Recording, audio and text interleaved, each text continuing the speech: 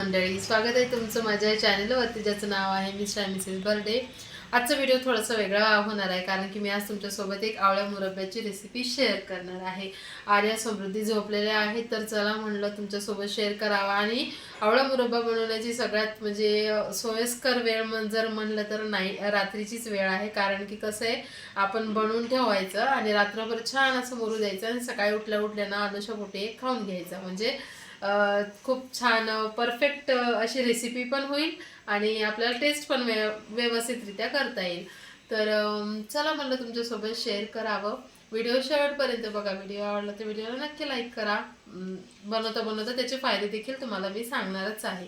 तर चला, सगळ्यात पहिले मी काय केलेलं आहे, मी ह्यांची मदत घेतली होती या कामाकरिता.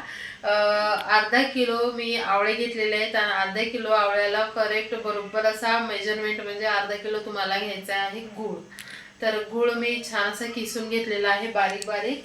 आणि थोडं माझ्याच्यानं ना थोडं स्किप झालेलं आहे कारण की इकडं बघा, मी नाही मोठं असं पातेलं याच्यावर ठेवलं होतं आणि याच्यात मी ठेवलं होतं पाणी.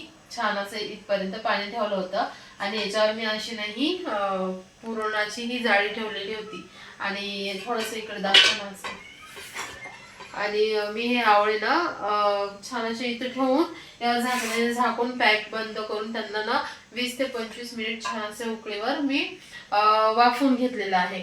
त्याच्यामुळं हे बघू शकता तुम्ही, हे असे ना याला ना थोड्याशा अशा ना खापा पडलेल्या आहेत. म्हणजे थोडेसे असे हे स्मूथ झालेले आहेत, सॉफ्ट झालेले आहेत. आता हे याच्यानंतरची प्रोसिजर आता मी तुम्हाला सांगते. इथपर्यंत ओके.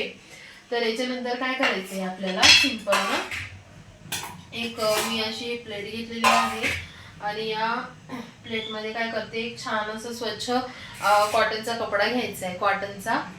आणि आपला हे जे आहे ना, हे सगळे आवळे आहेत ना, ते आपण याच्यात सगळे काढून घेऊया.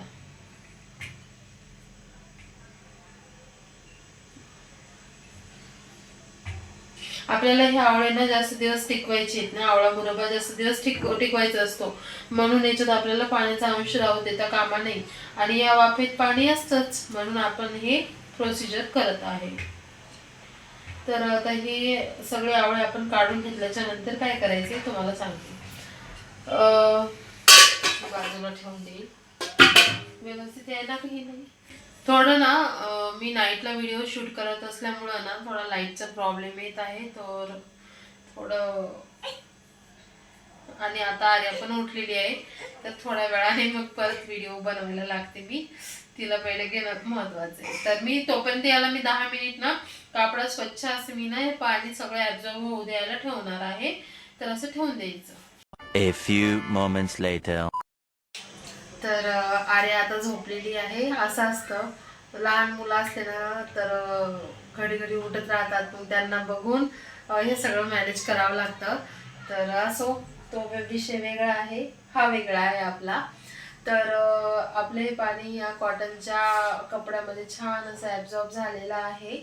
आणि आता हे आवळे असे आता ओके मुरब्ब्यासाठी.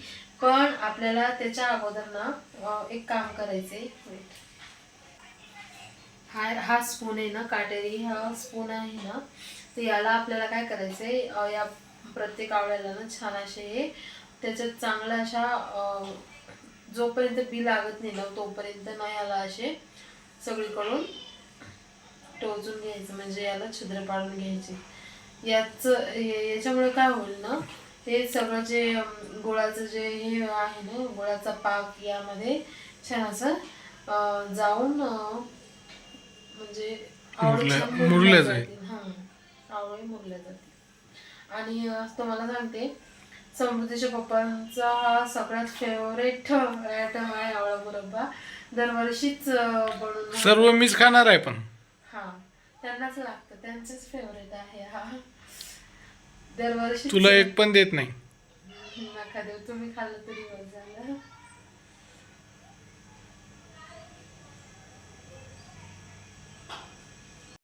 आता या स्पूनने मी सगळ्यांना छान असे छद्र पाडून घेतलेले आहे. आणि आता पुढची प्रोसिजर म्हणजे काय, तर आता मला हे या कढईत बनवावे लागेल कारण की माझ्याकडे 2च कढया आहेत.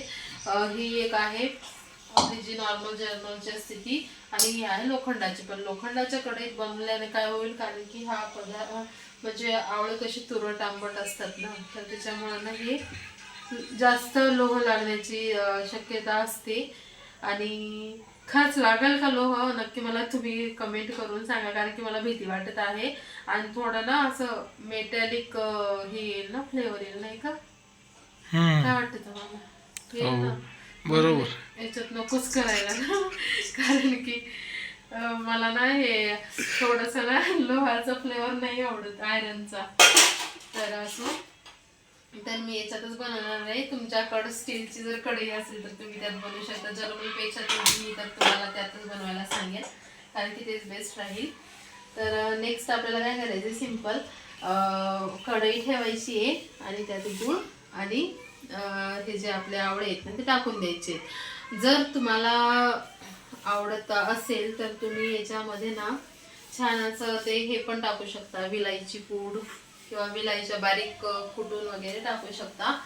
आणि कलमी सुद्धा टाकू शकता, पण मी ते दोन्ही स्किप करणार आहे, कारण की मिस्टर बर्डेंना कलमी आवडत नाही आणि मला विलायचीचा फ्लेवर नाही आवडत, तर मी दोन्ही नाही टाकणार आहे.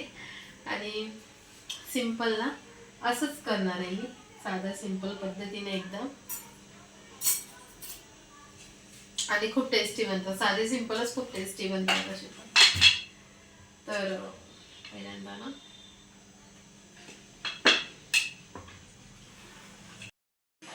या कंडिशनला काय करायचं, थोडंसं अगदी चिमूटभर ना यात थोडंसं असं मीठ टाकून द्यायचं. मीठ कशाला? असते बघा, थोडा फ्लेवर ना छान येतो.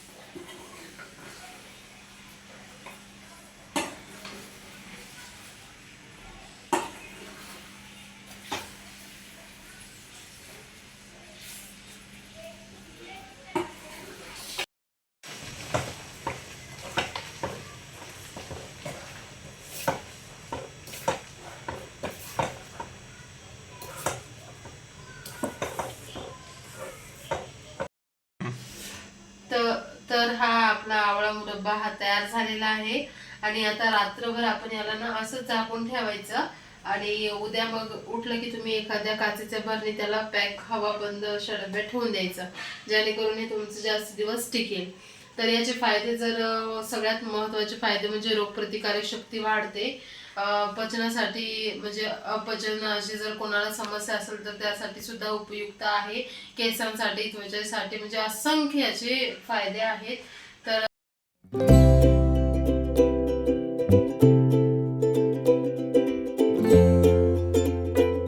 The next day. शुभ सकाळ. ते दिसना. तर आता दुसऱ्या दिवशीची सकाळ झालेली आहे आणि हा आपला आवळा मुरब्बा बघू शकता तुम्ही, खूप छान असा मुरलेला आहे. दाखवते बघा, थांब. एकदम असा रसरशीत गुलाबजामुन सारखा हा झालेला आहे. आता हे आपण तुम्ही अनुषपोटी देखील खाऊ शकता. एक मी दाखवते तुम्हाला स्टॉल. मी खाल्ला. मस्त एक मी तुम्हाला टेस्ट करून दाखवणार आहे. हा बघू शकता.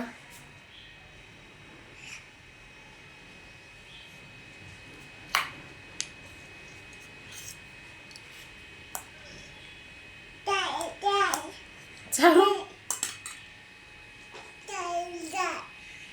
मागे साप.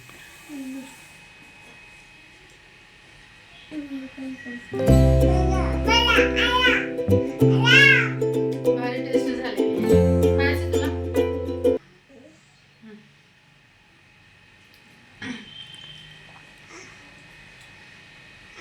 आंबट असते. समृद्धीला पण आवडलेलं आहे. आणि समृद्धी बघा शाळेसाठी तयार झाली, तिच्या स्कूलसाठी. समृद्धी कसं झालं टेस्ट सांग सगळ्यांना. कशी झाली? छान ना, मुलांना सुद्धा देऊ शकता तुम्ही, काही प्रॉब्लेम नाही. आणि आता आर्या बघा, आर्याचं रिॲक्शन. टेस्ट कर. आर्या, आर्या कशी झाली?